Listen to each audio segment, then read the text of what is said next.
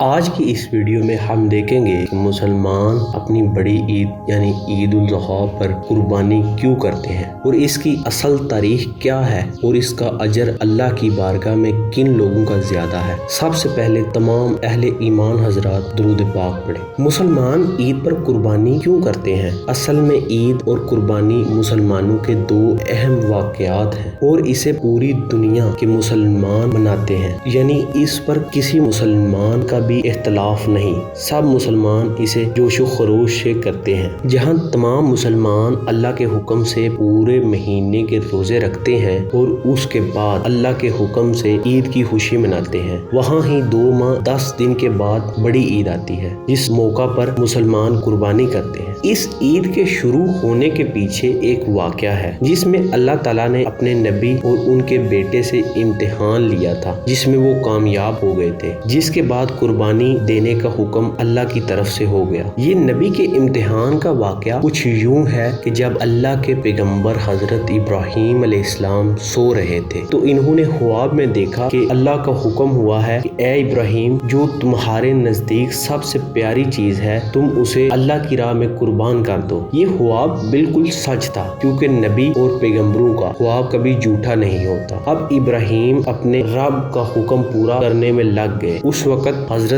ابراہیم علیہ السلام کے پاس اونٹوں کا بہت بڑا جزیرہ تھا، جس میں سے انہوں نے 100 اونٹ اللہ کی راہ میں قربان کر دیے۔ اب ابراہیم نے سوچا کہ جو اللہ کا حکم تھا پورا ہو گیا، لیکن جب حضرت ابراہیم علیہ السلام دوبارہ سوئے تو انہیں خواب میں پھر وہی خواب آیا۔ تو اس کے بعد حضرت ابراہیم علیہ السلام نے 200 اونٹ کی قربانی کی۔ اس کے بعد حضرت ابراہیم اگلی صبح اٹھے تو اس سے پہلے پھر وہی خواب دیکھا اور صبح اٹھتے ہی سوچ میں پڑ گئے اور سوچا کہ میرے نزدیک کون سی ایسی چیز ہے جو مجھے بہت پیاری اور محبت والی ہے، اور پھر اللہ کی رضا سے انہیں یہ معلوم ہوا کہ میرا بیٹا اسماعیل ہی ہے جس سے میں محبت کرتا ہوں اور وہ مجھے بہت پیارا ہے، کیونکہ حضرت ابراہیم کے بڑھاپے میں حضرت اسماعیل کی پیدائش ہوئی۔ اور صبح اٹھتے ہی حضرت ابراہیم نے اپنی بیوی سے کہا کہ اسماعیل کو نہلا دو اور نئے کپڑے پہنا دو، میں نے اسے کہیں لے کر جانا ہے۔ اور پھر حضرت ابراہیم اپنے بیٹے اسماعیل کو لے کر ایک پہاڑ کی جانب چل دیے۔ حضرت ابراہیم یہ نیت کر چکے تھے کہ وہ اپنے بیٹے اسماعیل علیہ السلام جو انہیں بہت پیارے تھے انہیں اللہ کی راہ میں قربان کرنے کی، لیکن ادھر شیطان بھی اپنے کام میں لگ گیا اور وہ فوراً ابراہیم علیہ السلام کی بیوی کے پاس گیا تو وہاں سارا واقعہ بتایا کہ ابراہیم اصل میں اسماعیل علیہ السلام کو قربان کرنے کے لیے جا رہے ہیں۔ اس پر ابراہیم علیہ السلام کی بیوی نے کہا کہ اگر یہ حکم میرے اللہ کی طرف سے ہے تو بہت خوشی کی بات ہے اگر یہ پورا ہوگا۔ جب یہاں شیطان ناکام ہوا تو وہ فوراً حضرت اسماعیل علیہ السلام کے پاس گیا اور انہیں بتایا کہ تمہارے بابا تمہیں قربان کرنے کے لیے جا رہے ہیں، لیکن حضرت اسماعیل علیہ السلام نے بھی صاف کہہ دیا کہ اگر یہ حکم میرے اللہ کی طرف سے ہے تو شکر ہے کہ میں اللہ کی راہ میں قربان ہوں گا۔ اب یہاں بھی شیطان ناکام ہوا تو پھر حضرت ابراہیم علیہ السلام کو بھی بھٹکانے میں لگ گیا کہ یہ تو تمہارا بہت پیارا بیٹا ہے، لیکن ابراہیم نے بھی اس کی بات نہ سنی اور ابراہیم نے آس پاس پڑے پتھروں کو اٹھا کر شیطان کی طرف پھینکا اور وہاں سے شیطان بھاگ گیا۔ اللہ کو ابراہیم کے یہ پتھر مارنے کا واقعہ بہت پسند آیا۔ اسی پتھروں کی ابراہیمی سنت کو مسلمان آج بھی پورا کر رہے ہیں۔